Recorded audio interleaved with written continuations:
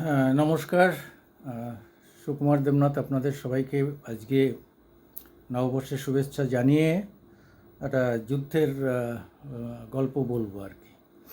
আপনারা সবাই জেনে গেছেন ইতিমধ্যে ইসরায়েল বনাম ইরান প্যালেস্টাইনের নতুন যুদ্ধের কাহিনী। আমার বয়স তখন মাত্র 26। এটা হচ্ছে 7ই জুন 1981। তখন ডিডি সিনেমা, টিভিতে আমরা একটা খবর লক্ষ্য করলাম যে তখন মোনাচেম বেগিন ছিলেন হচ্ছে ইসরায়েলের প্রধানমন্ত্রী। তিনি একজন সাংবাদিককে চায়ে নেমন্তন্ন করেছেন। তা সাংবাদিককে বলছে যে চা খাবে, একটু অপেক্ষা করো, তোমার একটা দারুণ খবরও আছে, আবার ভালো চা খাওয়াবো। বলে কী খবর? বলে দারুণ খবর আছে। কিছুক্ষণের মধ্যেই তার কাছে খবর এসে গেল। সে বলল ঠিক আছে, এইবার চা খাওয়া যাবে। বলে তাহলে খবরটা আগে বলুন। সাংবাদিকের মানে আগ্রহ তো খবরের দিকে থাকে। তখন বলল যে আমাদের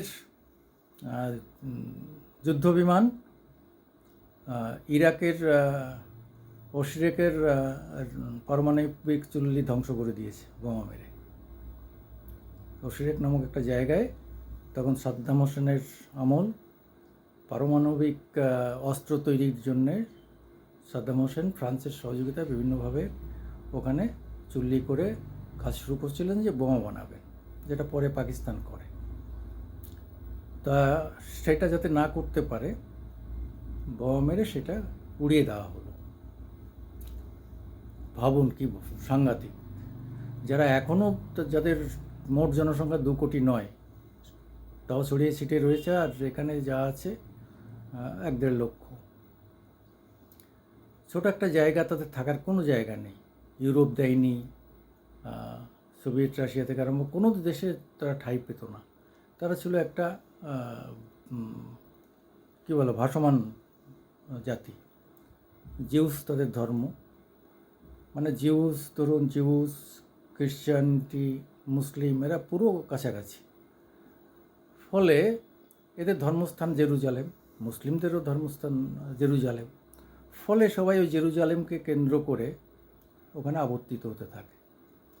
কিন্তু যে জায়গাটুকু গাজা ভূখণ্ডে তাদের দেওয়া হলো, তারা তাতে সন্তুষ্ট ছিল না। কারণ তারা এত বুদ্ধিমান মানে জাতি, ওরা ওই অল্প সময়ের মধ্যে শিক্ষা দীক্ষা এত উন্নত হলো, বিজ্ঞান এত উন্নত হলো যে তারা সমরাস্ত্র থেকে আরম্ভ করে বিজ্ঞানের যে কোনো শাখায় আপনি দেখবেন ইহুদিরা একদম শ্রেষ্ঠত্ব অর্জন করেছে। শুনেছি এই যে বাটার জুতো, এটাও শুরু করেন কোনো এক ইহুদি। আজকে আমরা যে মেটা, অর্থাৎ এই যে ফেসবুকে কথা বলছি, এটাও যে জুকেরবার্গ, সেও ইহুদি। তো ফলে ইহুদি জাতি এই সব দিক থেকে ভয়ঙ্করভাবে বুদ্ধিমান এবং খুব বিচক্ষণ এবং ব্রেনি। তারা ওই আস্তে আস্তে আস্তে চাপ সৃষ্টি করে করে করে করে ভূখণ্ডে তাদের জায়গা বাড়িয়ে নিতে চেষ্টা করলো। এই করতে গিয়ে 18 বার যুদ্ধ হয়েছে। প্রথম শুরু হয় 1948-49। সেবার আরব কান্ট্রির প্রায় 8টা দেশ ওর সঙ্গে প্যাক্ট হয়ে ওর বিরুদ্ধে যুদ্ধ ঘোষণা করে। 6 দিনের মধ্যে তাদের সব হাঁটিয়ে দিয়ে তাদের 12টা বাজিয়ে দেয়। মানে সমরাস্ত্রের বা অন্যান্য দিকে ভয়ঙ্কর এরা এগিয়ে। এই করে করে তারপরে 1956-তে যুদ্ধ হয়েছে, 1967-তে, 1978-এ, 1982, 2006, তারপরে এখন তো চলছে। 23 সে শুরু হয়েছিল, 24 এখন চলছে। কিন্তু দেখা গেল যে ধীরে ধীরে ধীরে ধীরে এবার ইরান সামনে চলে আসলো। যে হামাসদের পাঠিয়ে, যে সন্ত্রাসবাদী হামাসদের পাঠিয়ে সে প্রথম আক্রমণ করে ইহুদিদের উপর, তারা কিন্তু এসে প্রথমেই আক্রমণটা করে এবং অনেক প্রায় 1,500 ইহুদিদের মেরে ফেলে। তারপরে ইহুদিরা খেপে যায়। কিন্তু আশ্চর্য হচ্ছে, ইরান কায়দা করে হামাসকে পাঠিয়েছে, কিন্তু নিজেদের সৈন্যবাহিনী পাঠায়নি, মানে সরাসরি যুক্ত হতে চায়নি। যেন জানে যে যুক্ত হলে আবার একটা যুদ্ধ হবে, আবার যদি হেরে যাই তারপরে এছাড়া আর অন্যান্য যে সমস্ত সন্ত্রাসবাদী গোষ্ঠী আছে তাদের লাগিয়ে দিয়ে ওরা একে বিব্রত করত। এদের উদ্দেশ্য হলে ওকে ওকে হাঁটিয়ে দাও, এদের হাঁটিয়ে দাও, মানে ইহুদিদের তাড়িয়ে দাও। কিন্তু সরাসরি ওরা যুদ্ধ ঘোষণা করেনি।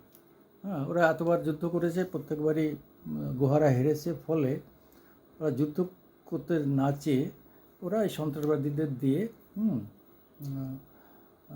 হুতি বিদ্রোহী আছে, তাদেরও বিশাল সংখ্যা ইয়েমেনের, এরকম আর এখানে হামাস, এদের দিয়ে আক্রমণ করিয়ে একটা গোলমাল পাকিয়ে ব্যাস শুরু করলো।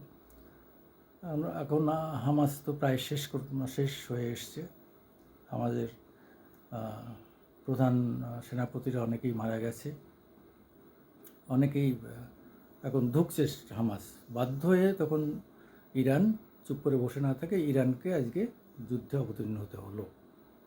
এবং তারা প্রথমে ড্রোন নিক্ষেপ করলো 185টা ড্রোন, তারপরেও বিভিন্ন রকমের মোটর, মিসাইল এ সমস্ত নিক্ষেপ করেছে। তো এরা অনেকটাই আটকাতে পেরেছে। এখন তো নতুন ধরনের সমস্ত যন্ত্রপাতি বেরিয়েছে, যে ডোম আছে, ডোমের একটা বিশাল এরিয়া আছে, যে কোনো অস্ত্র আসলে ওরা তাদের অটোমেটিক্যালি এখান থেকে পাল্টা অস্ত্র দিয়ে শেষ করে দিতে পারে। এইরকমভাবে ইসরায়েল প্রথম আক্রমণগুলো ঠেকিয়েছে। এখন কি হবে জানার নেই, যে যদি আজকে ইরানের সঙ্গে সঙ্গে এইবার জর্ডন, ইয়েমেন, তারপর আরবের অন্যান্য কান্ট্রিগুলো এসে যোগ দিলে এটা একটা ভয়াবহ আকার ধারণ করতে পারে। যুদ্ধ আমরা কখনো চাই না, যুদ্ধে কেউ হারে না, কেউ জেতে না, সবাই হারে।